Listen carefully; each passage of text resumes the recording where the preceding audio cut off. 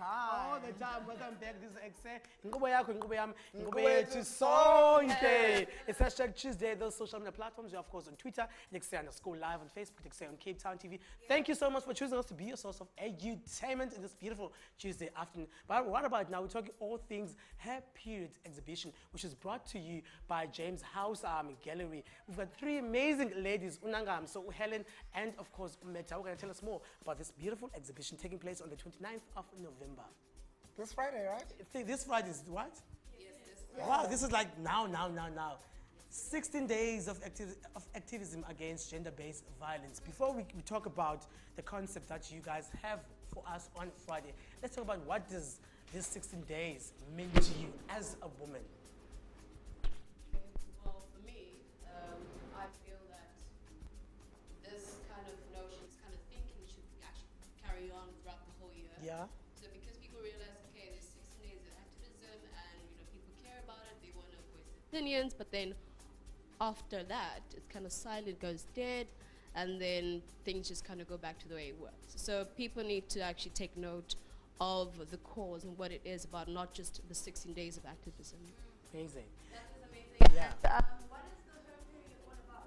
I mean, it is an art exhibition, but what can we get into the details of what you guys were thinking when you thought of it, and what people can expect to see this coming Friday on 29th? Okay, so Hair Period exhibition is an exhibition that is mainly focusing on the menstrual hygiene management.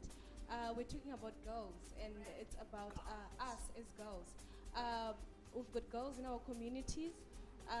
Some of them, they can't afford like sanitary towels, so they are forced to use things like clothes and that are unhygienic.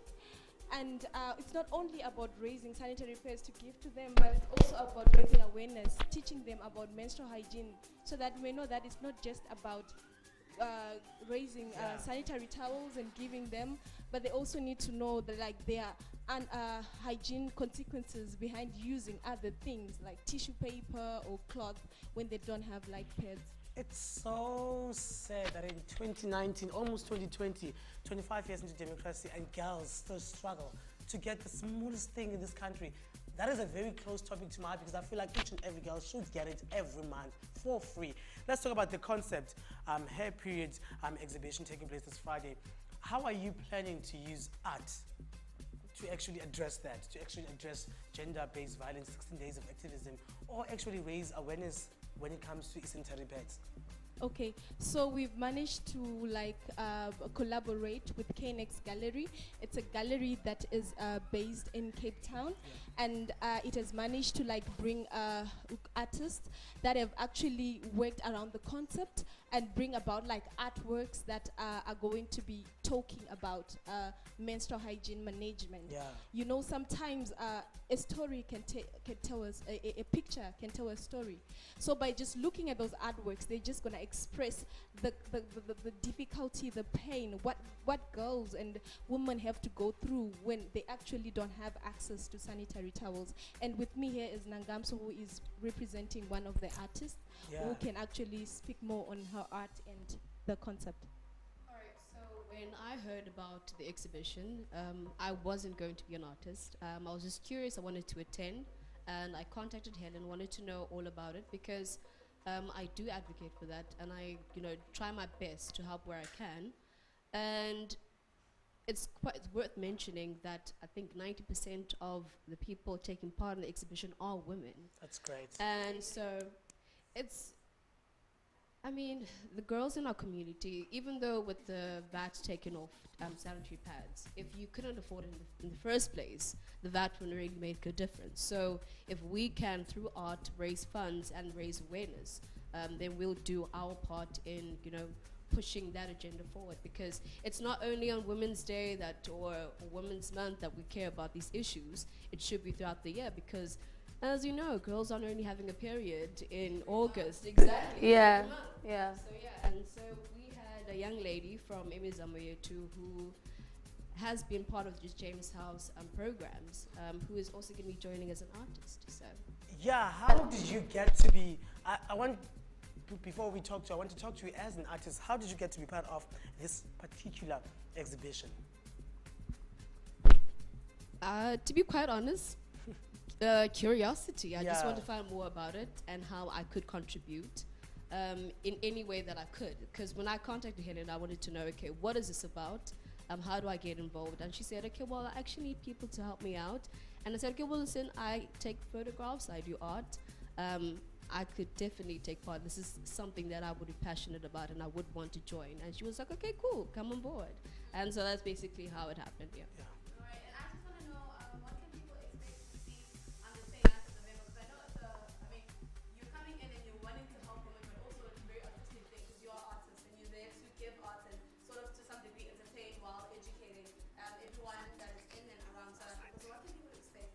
And also, is there a way in which people that are going to be attending can also bring sanitary towels and already bring all those things? Because I mean, women are literally going through the biggest struggles and they're also nonchalant because you're not experiencing it at that stage, but other people really are. Okay, so like people use different forms when it comes to advocacy. People use different tools. Yeah. So I saw art as a very powerful tool because you can just put a picture right there, put a little paint, abstract painting, but it can tell a whole story. So for us, we are trying to use art as the advocacy tool to bring people to the conversation of period and period poverty. Yeah, Yeah. and I must say, this is something that is actually not, especially within black families. Sanitary pads, those things, we as boys don't know anything about it. So I think the conversation needs to be open to also know that my sister deserves to have this every month. If I can afford to buy it for her every month, let me buy it for her. You're part of a program that is part of this. Tell us more, how has the program enhanced or changed your life? In a way, this program is really dear to my heart because I'm from the broken community and I know how it feels because sometimes I don't myself even have pads. Sometimes, and then I would always go to James' house so they could provide me with, or just ask my teachers, and my teachers are very kind and very caring, so they would buy me pads. So this exhibition has given me the power to actually help other young women like myself, and I'm very passionate about what I'm doing because I love art and I feel like I can only express myself through art. Yeah. What kind of programs do you really do at the house when you're there? At James' house. Yeah. I used to attend the BEST program when I was back in primary school, but now I just go in for therapy sessions with my counselor. Yeah.